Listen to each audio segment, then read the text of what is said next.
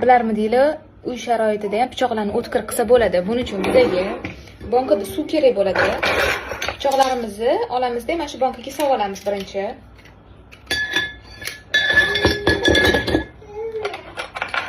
Даже o'tmay qolgan banka ochadiganimizni ham solsak bo'ladi. Ahvolini ko'ryapsizlar hozir. Mana solamiz, buni ham solib olamiz. Biz bunga bir qoshiq tuz solamiz. Bir qoshiq soda solamiz. Oddiy soda.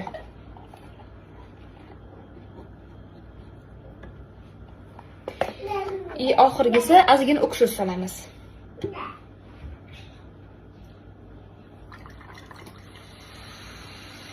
Reaksiyasini ko'rasizlarmi qizlar?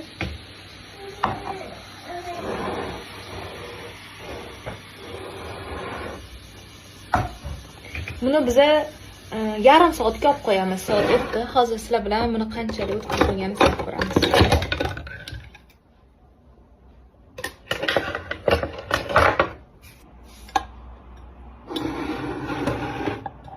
Boymamani ko'rdinglar, qaranglar qanaqa oqargan, yaltirashini qaranglar. Pichoqlarimizning yaltirashini qaranglar. Sizlar ham sinab ko'rsanglar bo'ladi. Qanaqa o'tkir bo'lgan bilasizlar.